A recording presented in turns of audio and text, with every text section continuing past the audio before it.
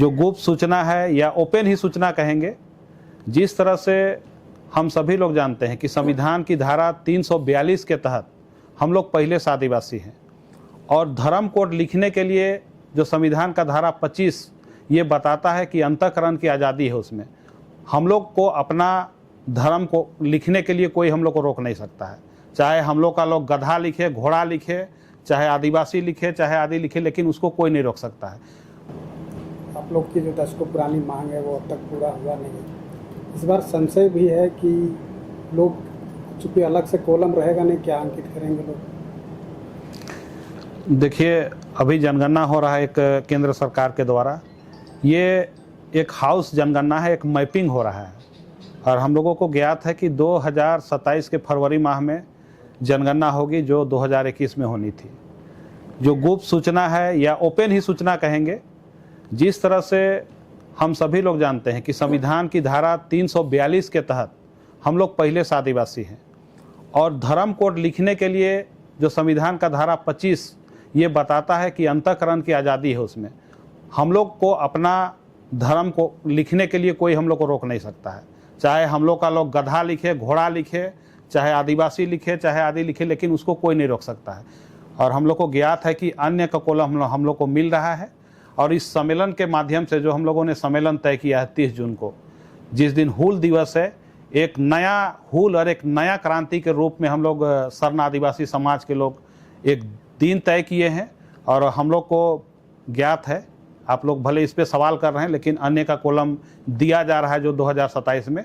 इसमें हम लोग बढ़ चढ़ के एक नारा के साथ में गए हैं। जिस तरह 2020 में हम लोगों ने नारा दिया था कि इस बार धर्म कोड नहीं तो वोट नहीं, और इस बार का हम लोग का नारा है कि अब की जनगणना 5 करोड़ सरना, जो काफ़ी बढ़ चढ़ के हम लोग प्रचार कर रहे हैं देश के अन्य राज्यों में, और ये कारगर साबित होगा। सभी लोग अभी समझ पा रहे हैं और निश्चित रूप से इसका लाभ हम समाज के लोगों को मिलेगा और केंद्र सरकार भी देखेगा कि इतना जनगणना होने के बावजूद आज हम इसको छोड़ नहीं सकते हैं, इसको हम लोग को धर्म कोड देना पड़ेगा। परिसीमन पर लगातार चर्चा हो रहा है और परिसीमन होगा तो आदिवासी समाज को क्या नुकसान? देखिए, परिसीमन बोले, डिलिमिटेशन बोले, परिसीमन का हम लोग कोई विरोधी नहीं है, लेकिन परिसीमन होना चाहिए तो यहाँ का जो खतियानी रैयत है, मूल रैयत है, उसके आधार पे हो। यहाँ हम लोगों को पता है कि पहले भी यहाँ परिसीमन होना था, जो परिसीमन नहीं हुआ, जो यहाँ लोग बाहर से आके बसे, उन लोगों के द्वारा केस किया गया और उन लोगों का कहना था कि जनगणना के माने आंकड़ा के आधार पे परिसीमन हो।